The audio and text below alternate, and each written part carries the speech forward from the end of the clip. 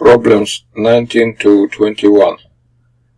The following information applies to questions 19, 20 and 21.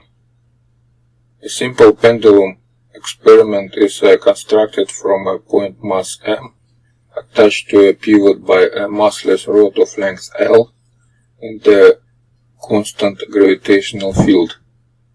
The rod is released from an angle θ0 less than pi over 2 at rest, and the period of motion is found to be t0. Ignore air resistance and friction. Question 19. At what angle θg during the swing is the tension in the rod the greatest? Question 20. What is the maximum value of the tension in the rod? Question 21. The experiment is repeated with a new pendulum with a rod of length 4L using the same angle θ0, and the period of motion is found to be t. Which of the following statements is correct? Solution. Question 19. At what angle θg during the swing is the tension in the rod is greatest? So first let's draw this picture for this pendulum. On this pendulum we have two forces acting. It's a tension T and gravitational force mg. And let's angle will be θ between vertical and this rod. Now let's count what is the tension would be in the process of this motion. We know that if pendulum going by circular motion, we have centripetal acceleration, which is normal acceleration, and tangential acceleration. In our case, the main thing is normal acceleration, and it's equal to v square over L. And let's write the equation which produce this acceleration. So we have mv square over L equal tension minus part of force of gravity in the direction of this rod, which is mg cosine θ. Second, we have to find what is v square, and this we can find using energy conservation. So we have potential energy, which is mgl multiplied by cosine θ minus cosine θ0 equal 1/2 mv square. And from here we can find what is mv square over L. That will be this expression. And now we can put this expression to the first formula, and finally we have for tension this formula, that tension equal mg multiplied by 3 cosine θ minus 2 cosine θ0.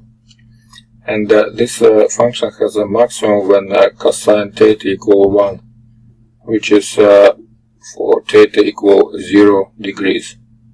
That's answer B. Question 20.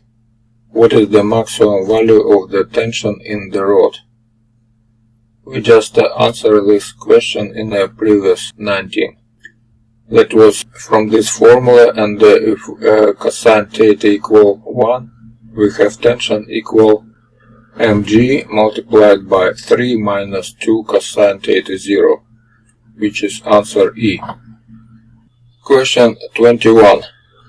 The experiment is repeated with a new pendulum with a rod of length 4L using the same angle θ0, and the period of motion is found to be t.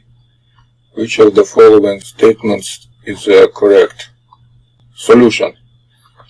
We know that for small angles we have a formula for period equals this function. But for big angles this formula is not correct. And from dimensional analysis we can find that the period must be equal to this expression, where function f from theta 0 approximately equal to pi for small angles, but it's different for other angles. And if we look at this formula and we increase the length of the rod 4 times, we increase the period 2 times, which is answer A. That's correct answer.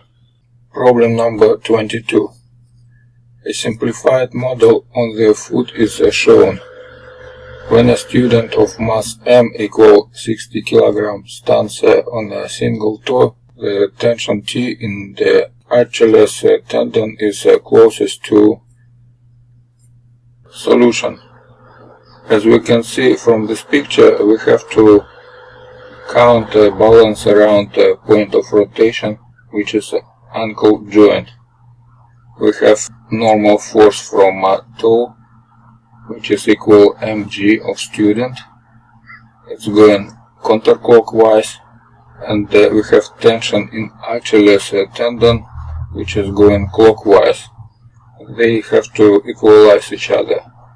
So we have equation. Tension multiplied by a distance 5 centimeters, this one, that's equal mg multiplied by distance 25 centimeter, which is this one. From here we can find that tension equal 5 mg, which is 3000 newtons. That's answer E.